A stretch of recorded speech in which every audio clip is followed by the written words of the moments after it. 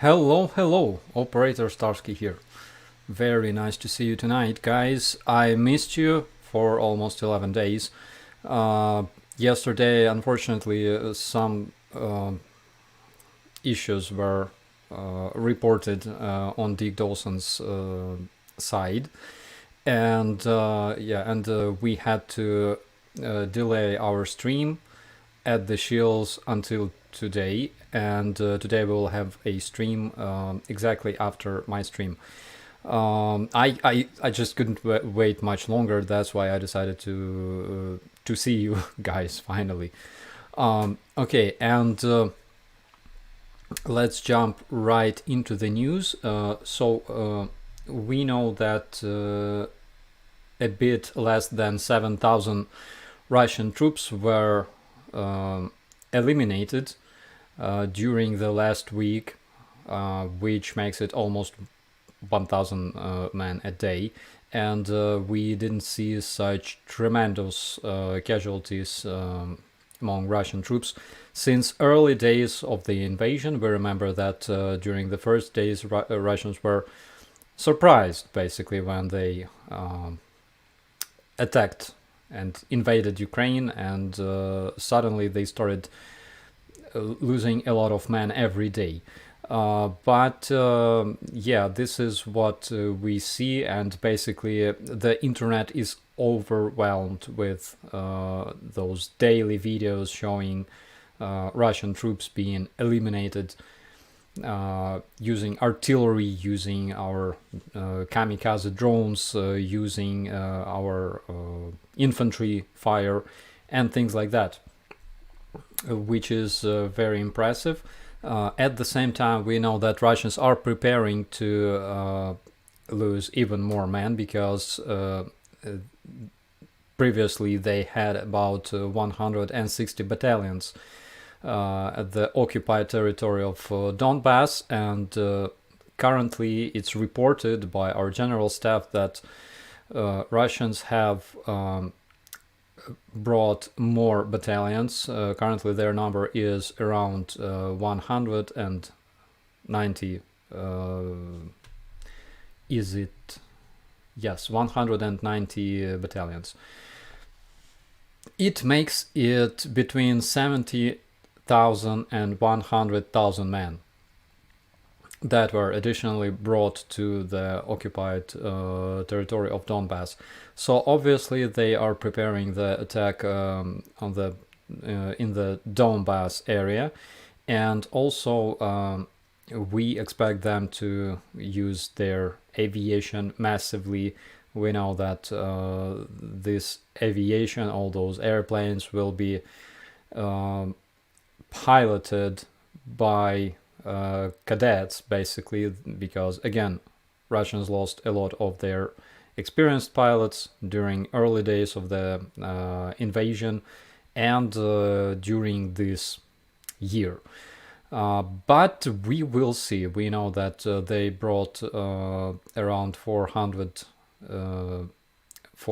airplanes, and those include their bombers. So we will see how it goes on 24th of February, which is very, very soon.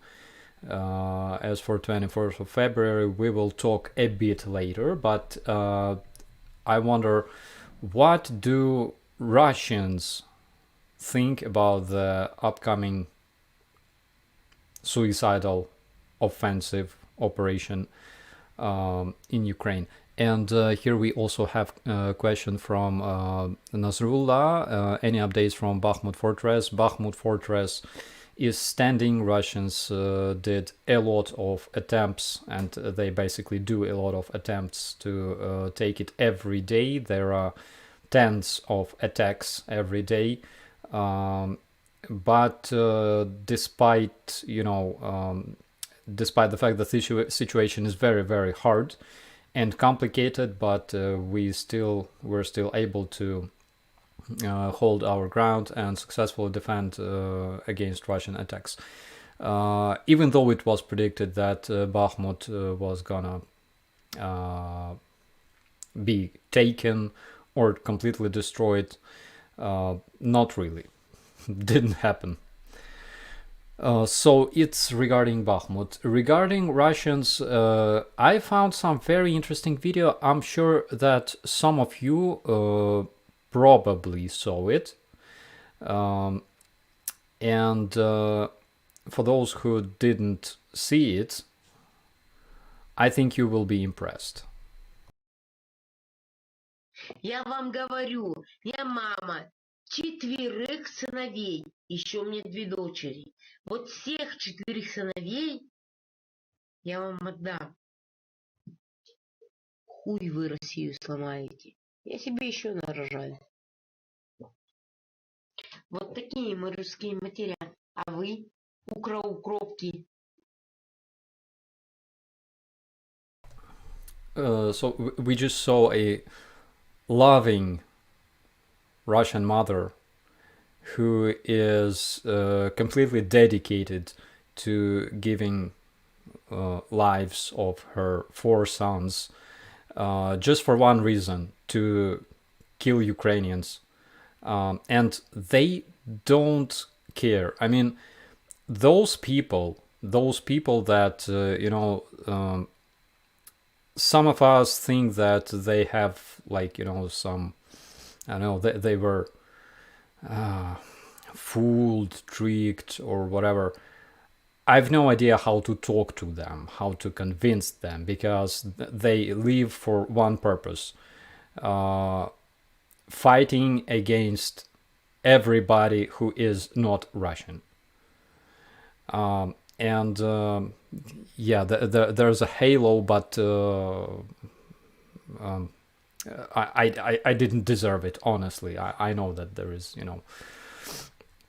Anyways, such videos are very, very important and precious because they show the real attitude of Russian people towards everybody else, towards all other countries, including Ukraine, of course, because they we were always subhumans to Russians.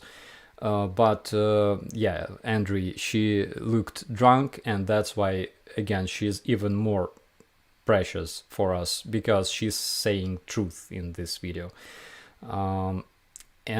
She might get some fish for her sons. Tony, I think that she might even get some vegetables. If she's lucky enough, she can get a bunch of ladas and sell them, and become a bit richer, almost like a normal human being.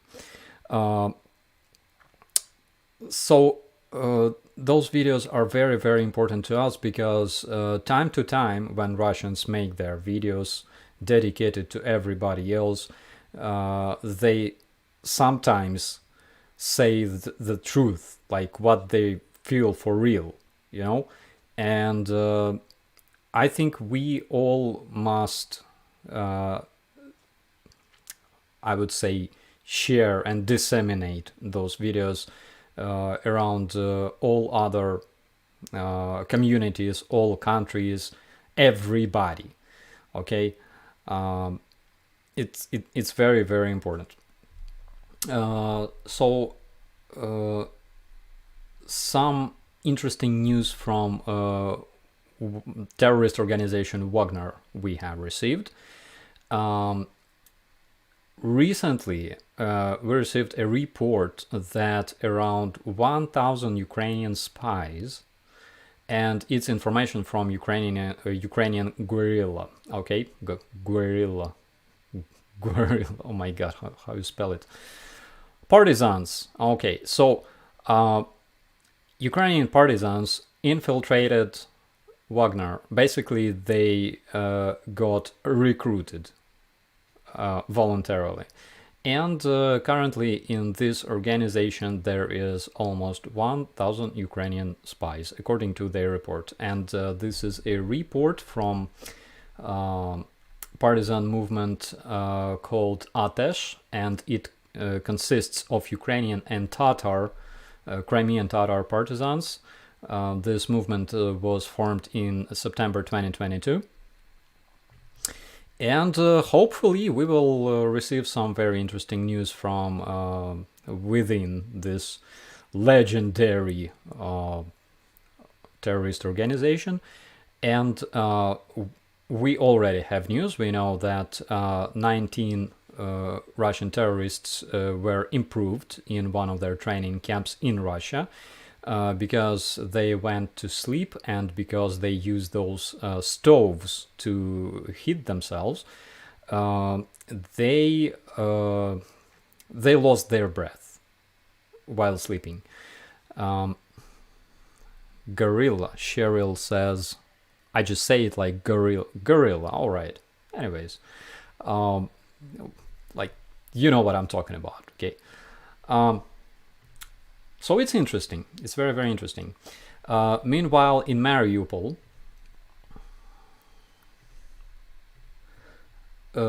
occupational regime is throwing out Ukrainian books, throwing out those books of the Priazov State University, and later, according to the reports of Russian terrorists, those books will be obviously burnt, just like Nazi Germans did in the World War II. And you know, sometimes I have such impression that Russians basically copy-paste everything Hitler did in the Nazi Germany, because like sometimes they even use symbolics and logos and everything they used back then, those V and stuff. So yeah, and it's not the first case. So in the occupied Donbass, such things were widespread since 2014. They used to take Ukrainian books in Ukrainian libraries and universities and schools, of course, and literally burn them to ashes. Because, you know, Ukraine was always Untermenschen state. Sorry.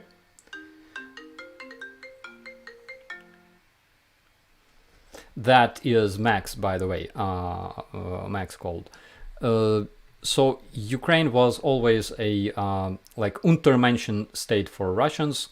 It's a fact, like nobody denies it, and one of the reasons why they want to continue this war and stuff like that is because guys, it's not because of nuts, it's not because of birds, mosquitoes, dirty bombs, what else,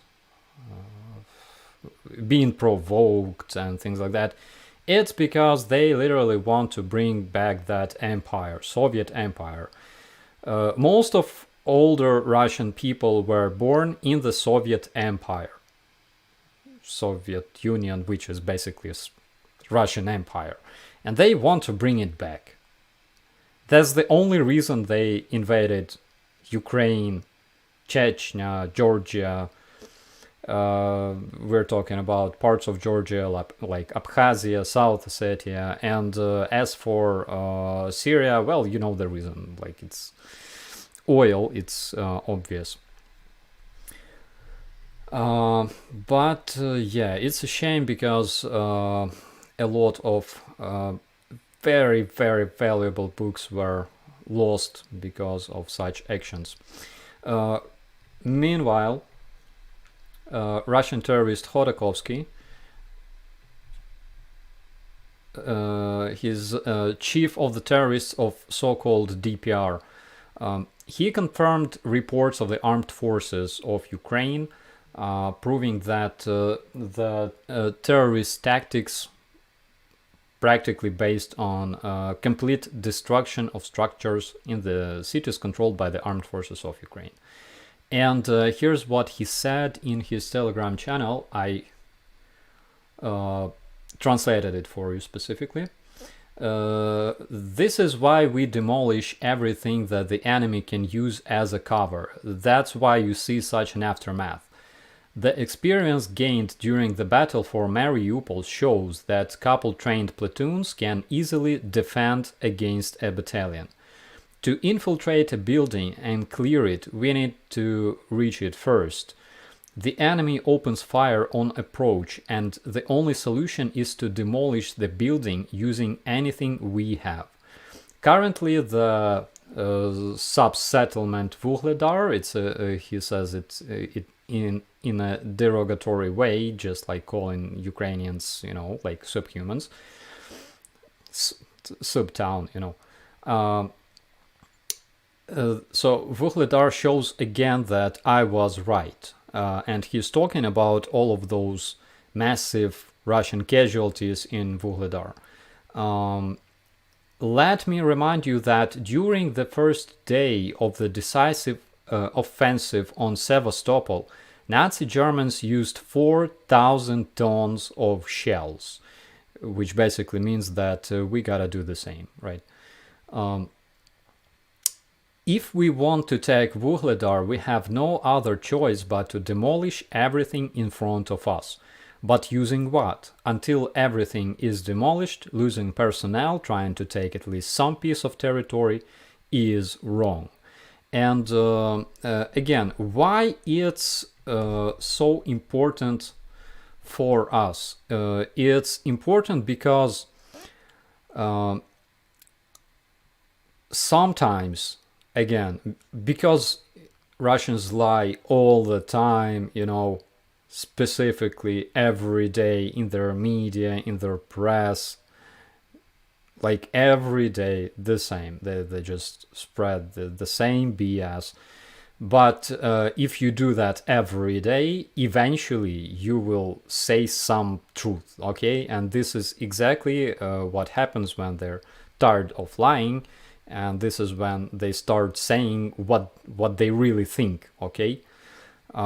Same thing was with that. Remember early in this invasion, there was this Russian military blogger. I'm not sure if he's still alive or he became a better person, a better Russian.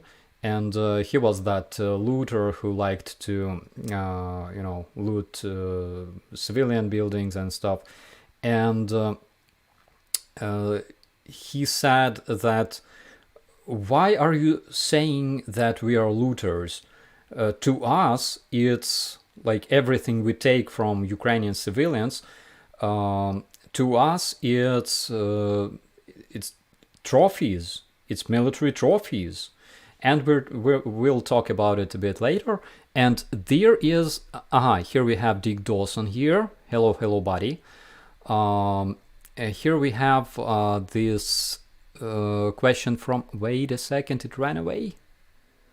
Marcus, can you explain the derogatory term for Ukrainians, hohol, as well as the one for the Ruskis, Katsaps? Thanks in advance. We will talk about it. I will just write it down so I will not forget it. Okay. And this publication, again, it was very important to us because it brings us a lot of valuable information. First of all, we know that Russians lack shells and artillery. And the reason for that is very simple, because according to field manuals, for example, there is a position for a platoon, right? According to field manuals, if you follow field manuals, okay, if you follow the doctrine, according to field manuals, you gotta bring some specific amount of shells to this position. For example, 200 shells, okay? But Russians would bring like 600,000 shells, things like that. And that's why eventually they ran out of shells. And currently they have some big problems with their shells, with their artillery as well. And they keep losing it. At the same time, Ukraine receives new weaponry, new artillery that is much more precise, that has a greater range, and as Russians become weaker and weaker, Ukrainians become stronger and stronger. That's why I think we all know how it's gonna end sooner or later, but it will end with Ukrainian total victory. Yeah, second thing why this publication by Khodakovsky was valuable is because Russian commander basically confirms that Russians use the same approach used by the Nazi Germans. It's because, he made this post in his Telegram channel. He published it without editing. And basically he said, yeah, you see, Nazi Germans used 4,000 tons of shells on Sevastopol, and we have to do the same because we are the same. To me, it's no wonder that the US officially recognized the crimes against humanity committed by the terrorist Russians in Ukraine. This is according to the Vice President of the US, Kamala Harris, who made this statement in Munich. And she also said that there's no doubt that the criminals will face justice one way or another, and we all know that it will happen, and the justice will be different for different criminals depending on the situation, but sooner or later they will all get it. And also we know that another country recognized Russia as a state sponsor of terrorism, which is Slovakia. And on February 16, the government of this beautiful country adopted a resolution condemning the Russian aggression and recognizing the Russian country as a terrorist regime. So we see that more and more countries recognize Russian state as a state sponsor of terrorism. They recognize that Russians committed crimes against humanity. And here, my friends, I can hear like this thin voice of some, Russian supporter from, I don't know, let's say some Western country, and they go, but why nobody recognized Ukrainian crimes for 8 years of bombing Donbass? And that's exactly the reason, because serious people working in serious governments and serious institutions only recognize things that actually happened in real life. And here we have Kapula SK, hello from Slovakia, and here we have representative of this beautiful country in the chat. Hello. Alrighty, so from here we will move to some rather funny news. Because, guys, this one is hilarious. First, I didn't believe that it happened for real, but then I checked the news and I found that Russian media went completely hysterical. Regarding the European sanctions, but not all the sanctions. They went completely hysterical regarding this. So all of those titles in Google say, the European Union will sanction the import of toilets into Russia. Guys, they are panicking because they are afraid, and this title was reposted and shared like 100 times in Russian informational field. They're panicking because the European Union can restrict import of toilets in Russia, basically export of toilets to Russia. Well, you know what I mean. They are panicking because of the I don't know what kind of hype was it. I still cannot really understand it. Maybe because I don't understand their mentality as much as I need. But this was like the main news, like the mainstream title in the Russian field just a couple of days ago. Why?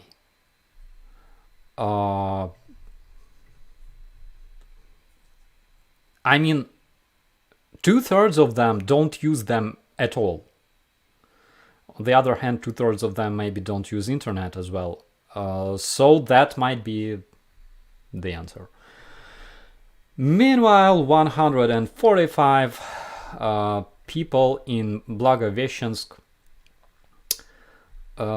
did an ice bucket challenge in support of the war in Ukraine. And actually, it wasn't like the ice bucket challenge, because it's like an old tradition in Russia, having like cold showers, ice showers, because they cannot provide hot water in majority of their regions and houses. And of course, supporting war is another good tradition in the I wanted to say Soviet Russia, but basically, yeah, Soviet Russia. There's even funnier one, actually. So recently our investigators found this interesting announcement, let's say, in one of the Russian websites that is created specifically for people who want to trade stuff, like some second-hand stuff, whatever you don't want to have, like whatever you don't need, you can sell it and stuff like that, like an eBay, basically. So Russian terrorists from Pskov looted a Ukrainian apartment and took a damaged LG monitor to his home in Pskov, Russia, which is almost 1,000 miles away. And he made this advertisement to sell it for approximately $6.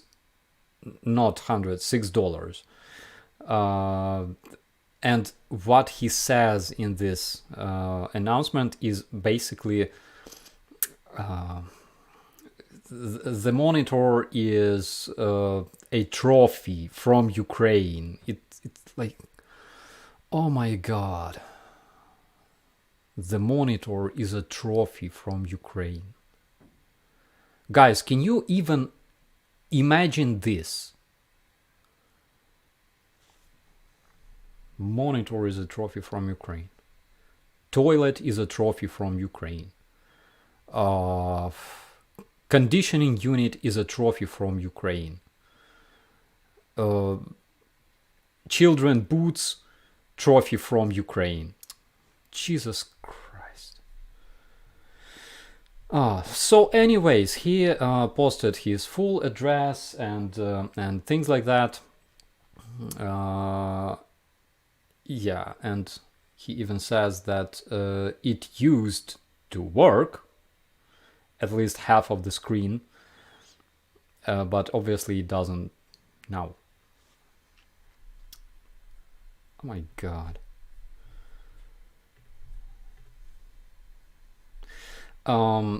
Yeah, so we also have some other very, very nice update, guys, by the way. Yeah, and I found out about it just recently. News from Vuhledar. So we know about this Russian terrorist organization known as the 155th Marine Brigade of the Russian Terrorist Federation. And this specific brigade was spotted in the vicinity of Vuhledar, and it's a very, very important info, because this brigade was involved into committing atrocities in Bucha and Irpin early last year.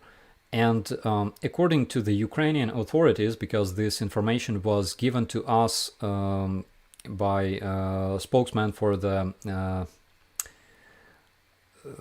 basically Southern Operative Command, 10 terrorists were captured as prisoners. So 10 terrorists of this notorious brigade were captured as prisoners, and of course they will be interrogated by all kinds of security services of Ukraine, and not only Ukraine. You can trust me on that. So it's a good news, I think, and this proves that karma works, and no criminal will be able to avoid justice one way or another. Some will be captured on the front lines, some will be captured some other way, some will not be captured, they will be improved, but the karma will find the criminals. As for ho-holes and cuts-ups, I need to use my browser for that, and I think I can. I tried, at least, and it worked. Here it is. So, Ukrainian Cossack. Here you can see a typical Ukrainian Cossack. And this one is, by the way, he's very famous. I hope I'm not mistaken here. I think it's Ivan Sirko, one of the most famous Ukrainian Cossacks ever. And this badass mofo has this very, very specific haircut, as you see, and it's very similar to haircuts of warriors in different cultures. I think that warriors in India, maybe, warriors in Turkey had this, not like bride, but you see what I'm talking about, right? This he looks like you. I don't think so. Yeah, but maybe because he's so old, maybe. But you can see the specific haircut, and this is the traditional haircut that Ukrainian Cossacks had back in those days, back in the medieval times. And Elvin Archer says, mustache is very like the Anglo-Saxons, exactly, because we have a lot from that culture. And why Cossacks chose this haircut is because, for example, lice. Okay, like a lot of people had lice back then, and in order to get rid of lice, they kind of shaved their head, leaving only that small piece of hair. And in human language, I'm talking, let's say, in every Slavic language, this, except Ukrainian. No, we have that word in Ukrainian too. So, in majority languages of Eastern Europe, this is called hohol. Not only this, but specifically something that reminds this, which doesn't bring any, this word doesn't carry any derogatory thing. It's not a bad thing. It's like, I don't know, sleeve, okay? It's just a word. But again, Russians made it derogatory for all Ukrainians, and that's why they call us this way. As for Russians, they have, let's see, Русский боярин.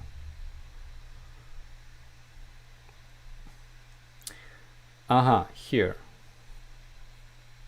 For example, this one. Yeah. Oh no, it's a very small image. I need something bigger. Even bigger. Yet bigger.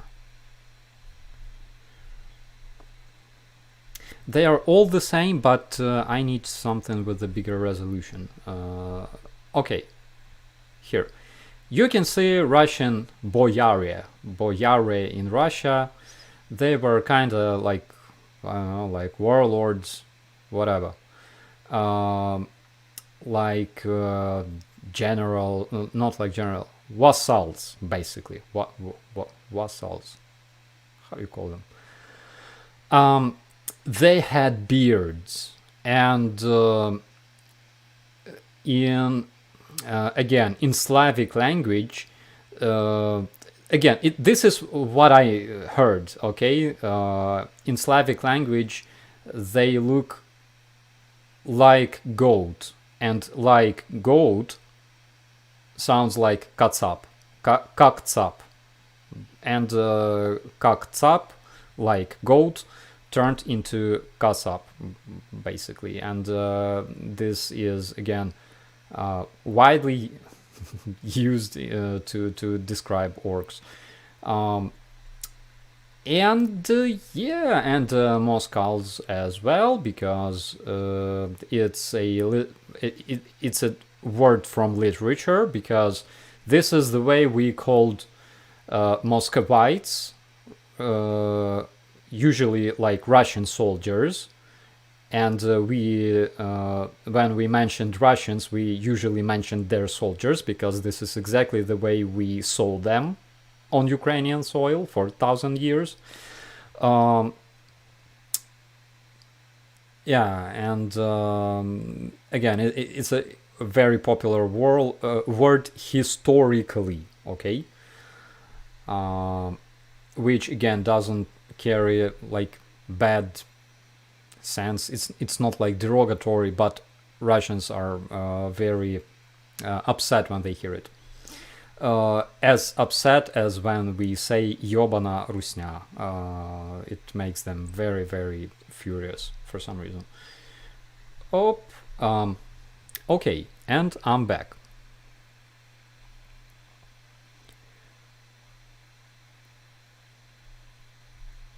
Alrighty.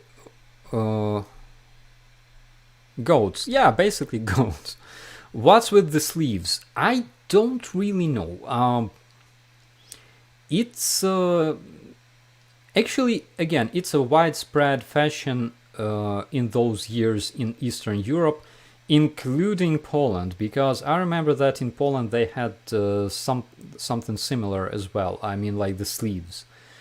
No idea why it looked like that.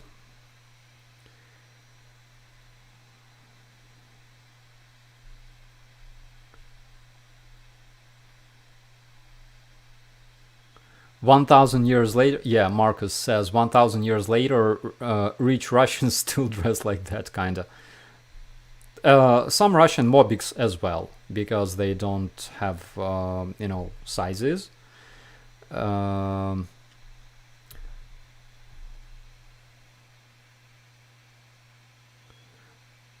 Yavnuta Znawechi says, tell them about Oprichina. Oprichina. So there were like, you all know what NKVD, right? NKVD means. NKVD were basically Russian executioners. There were internal troops called NKVD, and they would guard gulags. They would kidnap people, eliminate everybody that were chosen to be eliminated in Soviet Russia, and things like that. Hundreds of years before that, there was a special service like NKVD, like commissars, those, in not in Soviet, in medieval Russia. There was a special service, and those idiots would ride around with like brooms attached to their horses, and they would basically do the same. They would kill people that did not support the Tsar, Guys, this stuff in Russia worked hundreds of years ago. It was like that. And they would blame and kill everybody who did not support Tsar. and they would eliminate them and kidnap people for that, using specific special forces specifically created for this purpose.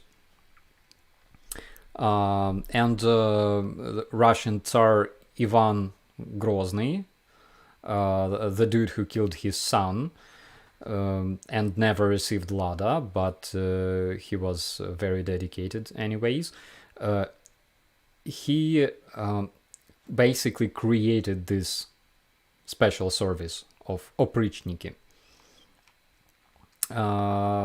Oprichniki is a, let's say, it can be used as derogatory term for people who do such things, yeah, Alexander, kind of what Putin does today, exactly. Lorenzo, hold on, Starsky, Italy supports you. Molte grazie. And yeah, Ivan the Terrible. I think you call him Ivan the Terrible. Circle 9. Russian Ministry of Defense accuses Ukraine of planning to stage a nuclear incident. Previously, they were accusing us of performing a nuclear disaster on the territory of Russia. When this invasion started, there were rumors specifically spread around Russians that Ukraine will bomb Russia with nuclear weapons. And nobody, zero people in Russia even cared that we don't have nuclear weapons. This topic of Ukraine doesn't have, this fact, Ukraine doesn't have nuclear weapons, wasn't even mentioned.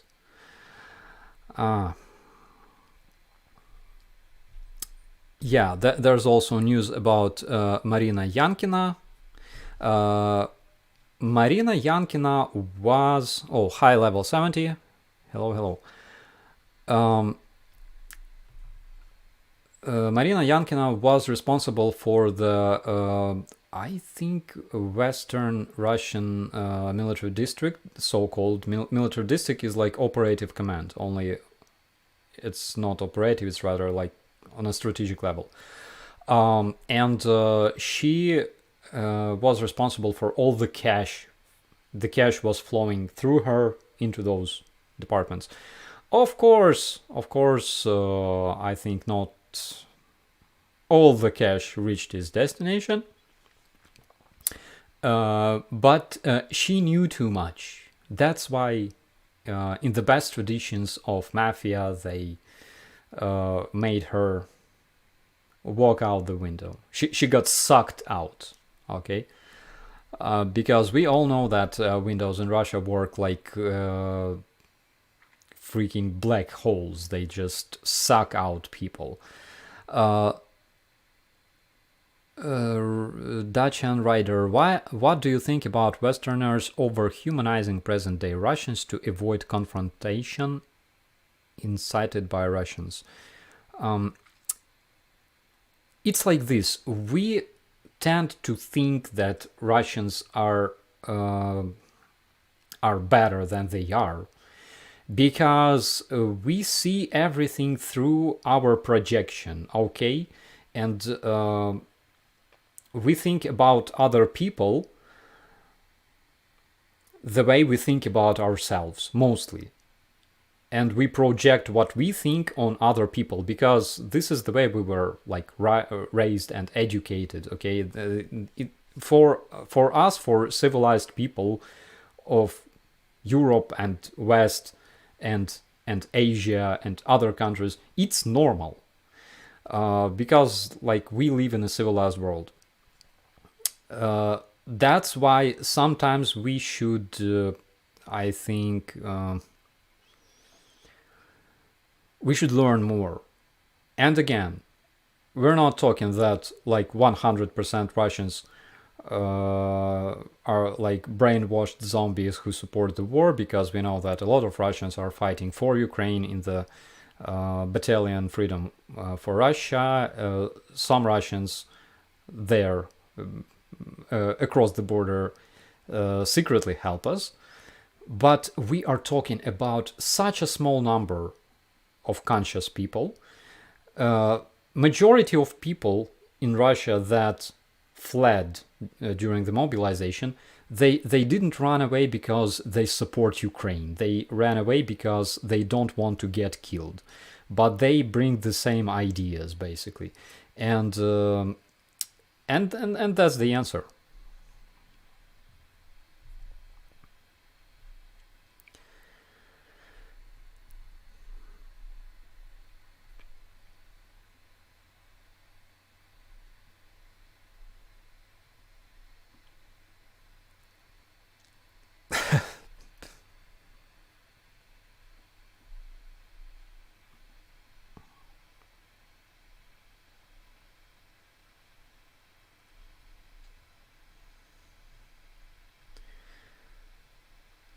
Okay, Mademoiselle Boulet, you seem fine. That's great. Happy to have the opportunity to watch your Q&A this evening. I feel better, guys. By the way, because I survived. I managed to survive last Monday and Tuesday. Those days were crazy, and on Monday, was it Monday? Yes, it was Monday. On Monday, I had three interviews and one live on a TV, and though like those were long interviews, like hour or 2 hours each. And I broke my tooth 1 year ago, and because because it didn't hurt much, like we usually do in the army. If it doesn't hurt, just leave it alone, okay? In Monday, I had those interviews, and they were like one interview after another. And the reason for that was because soon there will be 1 year since the invasion. Everybody wants to talk about Hostomel. And there's not a lot of guys right now who can tell about Hostomel, because there were not many guys defending Hostomel in the first place. And after the first interview for my Polish colleagues, I realized that I gotta I gotta do something, because it started aching. And then after the second interview that lasted for 2 hours, I realized that I gotta do something real fast, because I'm not gonna survive until evening. And after that interview, I rushed towards a drugstore, and I bought some very strong painkillers. We call them ketanov. I'm not sure if you have the analog in your country, but it's stronger than ibuprofen. And I had ibuprofen as well, and I had some third painkiller at my home. Guys, I took 2 pills of ketanov like in 1 hour, because first pill didn't help. I arrived to Hostomel, I had another interview, and it was cold outside, very cold. And ketanol, maybe, I don't know. Ketamine, not ketamine, it's ketanov. It's a very, very strong painkiller. It's supposed to block everything, but it didn't work. And in the evening, it was really, really, really bad. I couldn't go to sleep. And because it was evening, we had a curfew. All the dentist clinics were closed. And oh my God. So it was like this. I took 5 pills of this ketanol, I took 3 pills of ibuprofen and 2 more pills of another painkiller. Nothing freaking helped at all. And the pain was so unbearable that you cannot even imagine. And I was trying to go to sleep, and it was so unbearable, so I would just jump and start punching my boxing bag like crazy because of this pain. And it was like that probably 50 times that night. The only thing that helped me, and the pain was like, you know, like from my neck up to the top of my head, like all this, everything was in pain. The only thing that helped me was, and you will not believe it, it was listening to my favorite music. And as soon as I took my headphones and played some music videos of Bring Me the Horizon, Can You Feel My Heart, that one helped. It worked like painkillers, because obviously the feeling of joy that I felt was slightly bigger and stronger than the feeling of pain. That was the only thing that helped. And next day I survived another interview in the morning, and then another one interview that I didn't know about. And only then I went to the dentist clinic, and in 3 hours I had my wisdom tooth removed. And the surgery basically lasted for 3 hours, because I had like the tooth had like huge roots, you know, and I was left with like a big hole in my mouth. So they gave me 4 freaking stitches, and I have like 4 stitches in my mouth right now. So yeah, like guys, it's just a tooth. It's nothing like nothing like what my guys are surviving through every day. But again, can you explain me this? What kind of person, being, whatever, what kind of creature decided to put nerves into freaking teeth? I mean, there are sharks, they don't care. They chew on anything, on whales, on, I don't know, people. There are dogs. Dogs can chew freaking bones. They can chew on metal. They don't care. There are, I don't know, birds don't give a damn at all. They don't have teeth and they live happily. They can drill holes in the trees with their heads. They don't care. Why people have nerves in their teeth? Why? And those nerves hurt like freaking hell. Why? We use teeth to grind stuff, you know? I don't understand this phenomenon. And I asked my dentist. Of course, he explained that, yeah, you need to have nerves because they need to, they gotta bring nutrients to your teeth and yada yada. Why the hell? Why the heck should they ache? I want to be like bird. I want to have a beak and completely forget about this crap. I would love to. Take woodpeckers, okay? Woodpeckers, they smash their head against a tree like 1 million times a day. And nothing hurts at all. I wish I could be like that.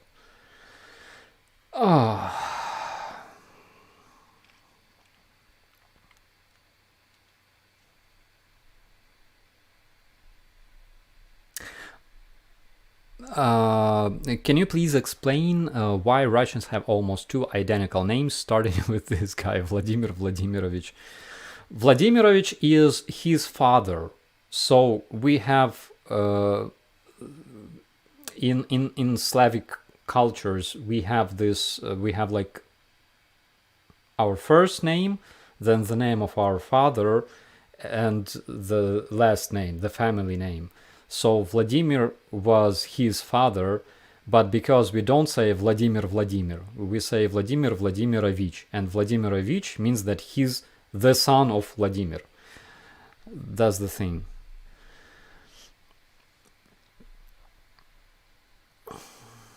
Bobby, you want to bang your head against a tree? It's not like I want to bang my head against the tree, but as a boxer, I think I could have an advantage if I had the superpower of a woodpecker, probably.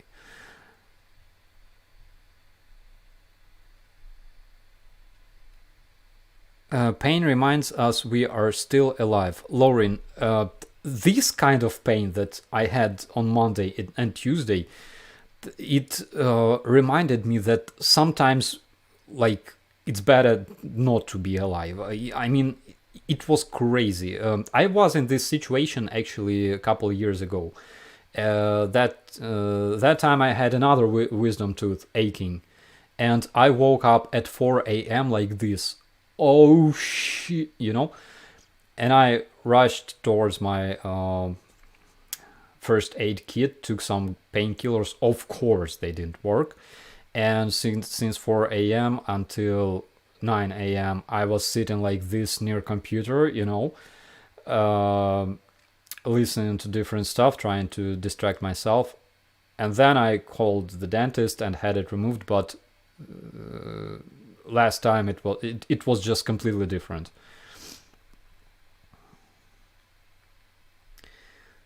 Andy, I would love to see you eat borscht with a beak. I can do that if I had a beak. As for the meals, again, it was very hard because for the whole week I had to feed myself yogurt and tea. That's all. Yesterday I managed to visit McDonald's. I bought a cheeseburger and I realized I cannot open my mouth wide enough. So I had to squeeze it into my mouth as much as I could.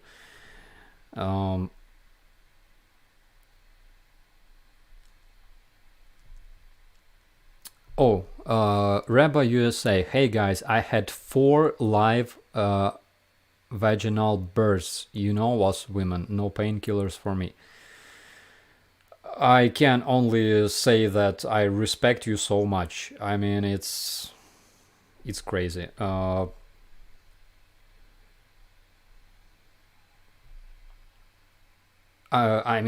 know how birth looks like. All women have my deepest respect. Bogdan, woodpeckers have a special cushioning mechanism in the back of their head that absorbs shocks. They also have no teeth. Let's start with this. And I wish I had such, device in my head as well.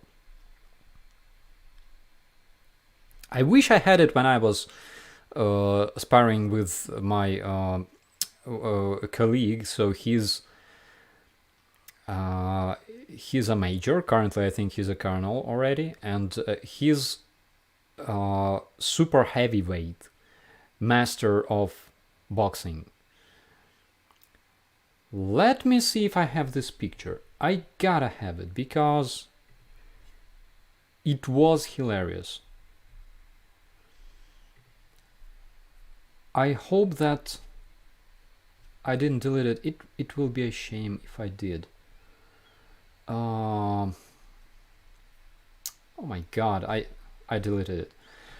Anyways, so I had a sparring with this man, and he's like Rain on Sky USA. You ever train in kickboxing? Just a bit in Muay Thai. I love Muay Thai, but I'm not really good at it. So I had a sparring with this man, and he's crazy. He was fighting. He fought in Irpin together with our company tactical group. He was wounded with a fragment into his head, and he continued fighting. And then he had like his wound treated and stitched, and he continued fighting. He's big. He's a super weight boxer. And in Ukraine, we have this title for boxers. We have candidate of masters of sport, and he was master of sports of boxing, which basically means that he's a pro. Okay, and I lasted for 30 seconds. He didn't even squeeze when he punched me, but I heard this. I was listening to this sound of ocean in my head for like 3 days after that. Don't do this at home. It's bad for your health. Don't have sparrings with bigger guys. At least not on a daily basis, or you will become like me.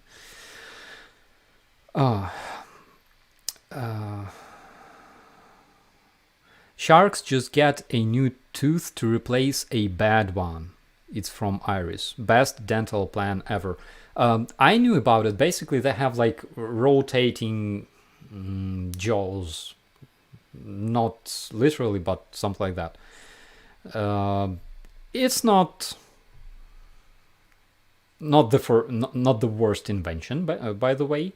It lets them keep their teeth sharp at all times. Oh yeah, ketanol is not a real painkiller, but an anti-inflammatory drug. It didn't work at all. I think I overdosed a bit, because next time I felt as if like after a hangover, and I had that interview again. No idea how I survived, guys. Any chance you could do a video with Karaya, the pilot known as the Ghost of Vinnytsia? If I'm in Vinnytsia, I will definitely try to do that. Fortunately, I think that he has more important things right now, unlike me. So yeah, I think that he's busy doing something useful.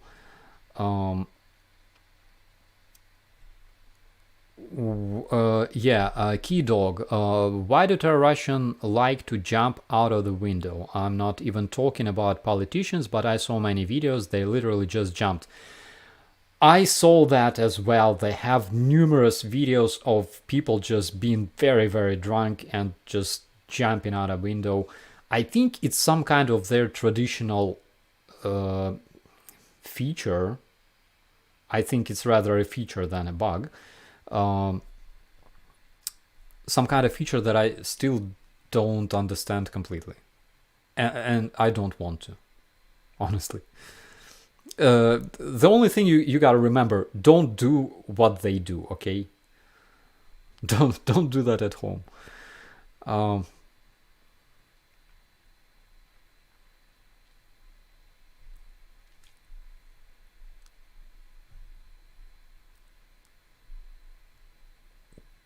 Can you fly a plane? I tried once.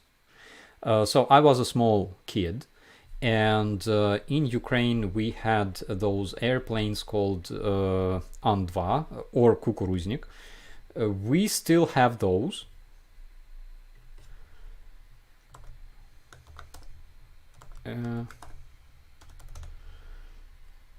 Yeah, that one. Back in this one is pretty. Oh, this is the one. It looks exactly the way I remember it. So we were flying for some reason. I don't remember when or where. I remember that I was a very, very small kid, something like a couple years old, and because those airplanes have no toilets on board, I had a problem with that. And we solved it. Some of the passengers had to suffer for a short period of time. But then I was taken to the cabin of the pilots, and I don't remember this episode. Basically, I was told about it by my parents, but I held the yoke with my hands for some time. So that was the only experience that I had in real life, aside of 10,000 hours in the flight simulator. That was the only time I touched a yoke for real. That's a general aviation regional airplane. It was back in those days. It was like late 80s, I think. And late 80s in Soviet Union was like early 50s in a normal country, okay?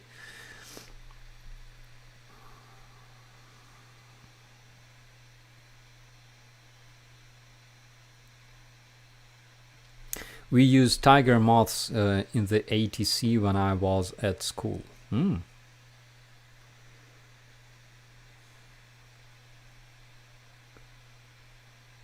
Rusty, I've seen some Russian taking Muay Thai lessons. It's funny watching a 50-kilogram Thai make a 110-kilogram Russian throw in the towel. Thai people are very, very tough. Basically,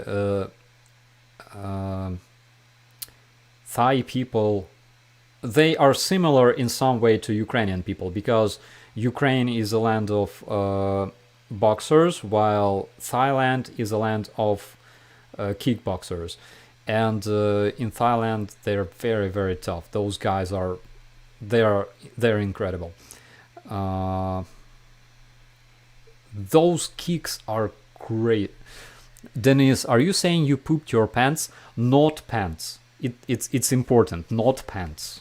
I pooped in a proper place.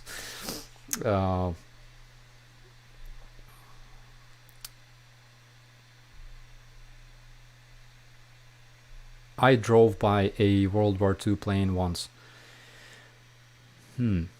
Oh my god, guys, I want to show you something very important that I saw the other day. And oh my god, I disappeared.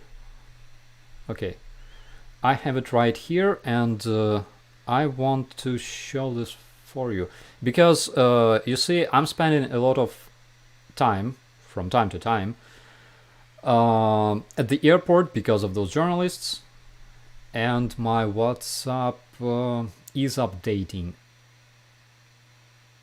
You found a perfect time to update, dude.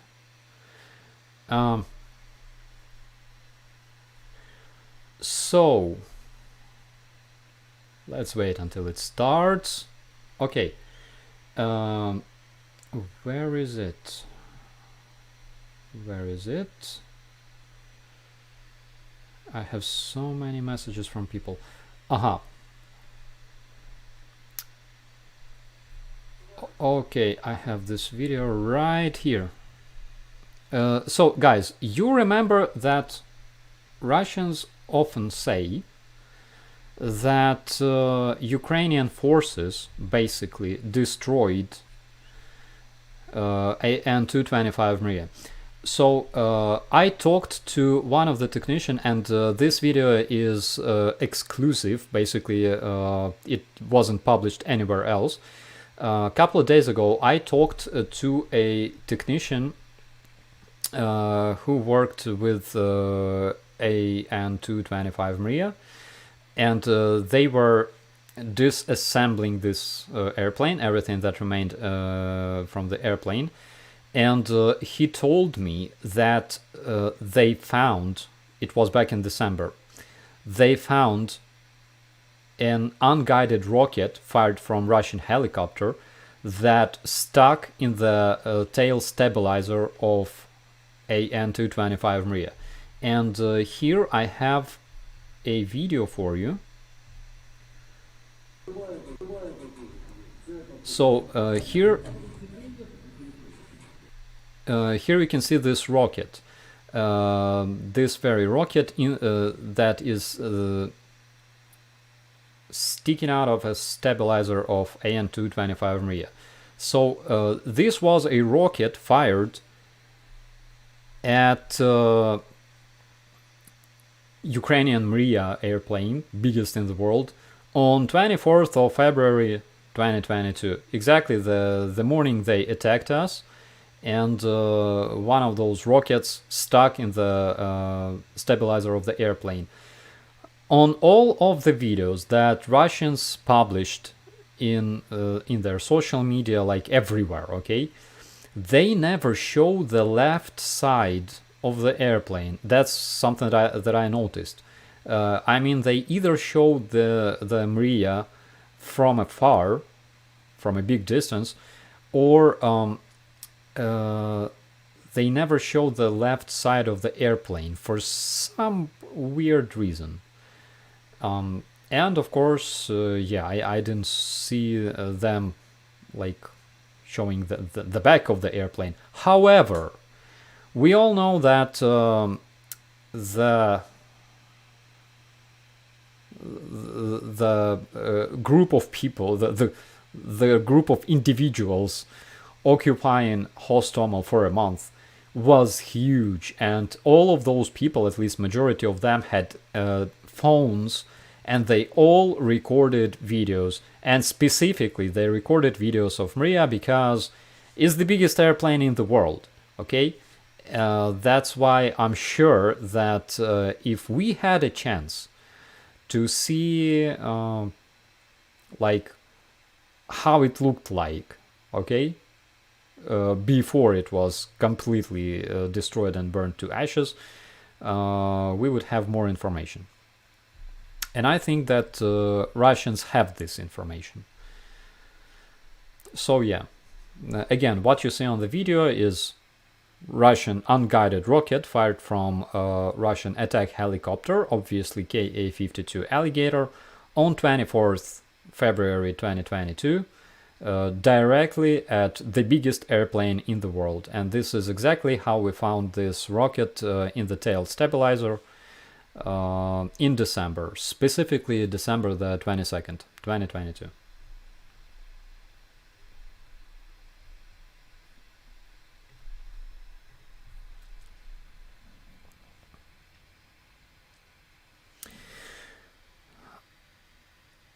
Okay, all right.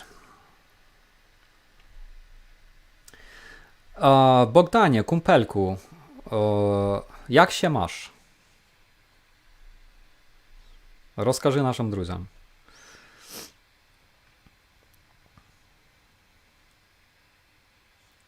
Hello, operator from Alaska. Oh my god, hello Alaska. How are you?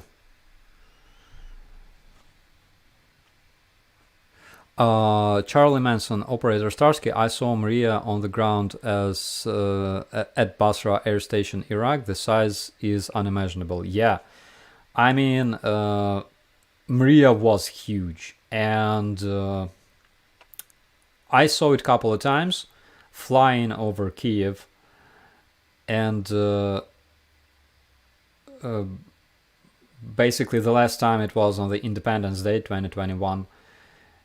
And it was amazing. I mean, it always gathered so many people.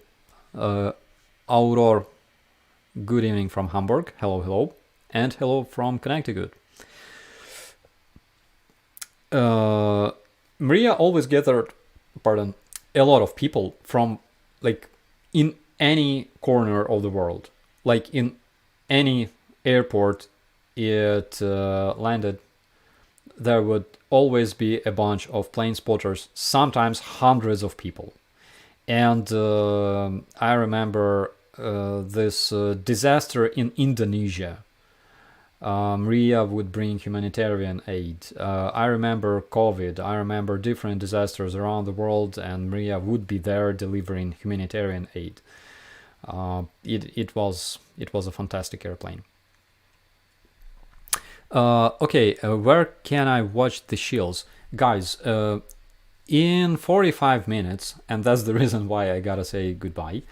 In 45 minutes, we will have another stream with the Shields, and let me drop you the link real quick. So it was rescheduled since yesterday again because Mr. Dick Dawson had some issues with his internet. There in the chat you can see the link to the upcoming stream that will start in exactly 45 minutes. John, hello from Denmark. Hello. Robert, hello from Wisconsin. Nice to see you. And I haven't seen any news from the witch lately. Is she okay? I know that she's okay. I think I saw some of her recent report on the Telegram. I might be wrong, but I think it was recent.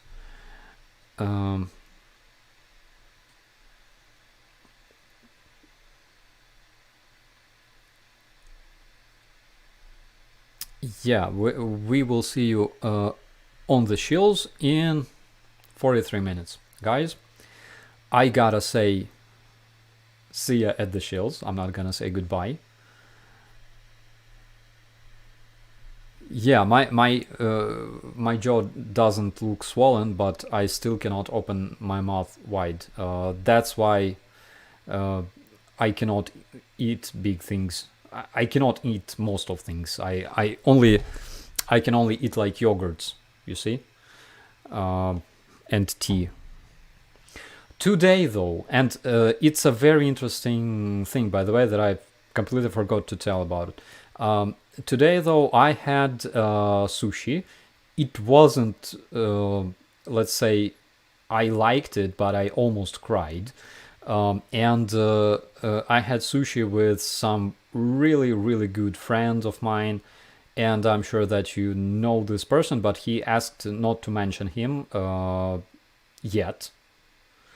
So you will learn from him soon why he was in Kiev. But anyways, not gonna intrigue you a lot. So one thing he told me was that he's fighting in the Foreign Legion in Ukraine for almost a month, almost a year. And he says, like, comparing to what we had a year ago, it's so, the situation is so different because, like he said, I cannot understand what, like, if it's I learned to fight so well during this year, or Russians just their army just sucks so much at fighting right now. And I think it's both, because of course we gain more and more experience every day. At the same time, the Russian professional army is almost completely wiped out, because the army that invaded Kiev 1 year ago, it's no more. It doesn't exist. So what they have now is just a bunch of mobix. Some of those people still remember Chechnya, but again, guys, Chechnya wasn't a winning war. It wasn't. They lost incredible number of people there in a meat grinder, and then they just bought Kadyrov, and it was it. Okay, guys, I gotta run. I gotta finish my coffee, and have another yogurt. And hey, Fanny is here. Hello. We will see you at the Shields in 40 minutes on a different channel. Alrighty, thank you so much for being here. I missed you guys, honestly, I did, and hopefully from now on we will have more more streams. I always promise this, but you see, I'm completely overloaded with press right now. Brandon is completely fine, Julie, don't worry. So, we'll see you later. My name is Operator Starsky, as always. Thanks for watching. Bye-bye.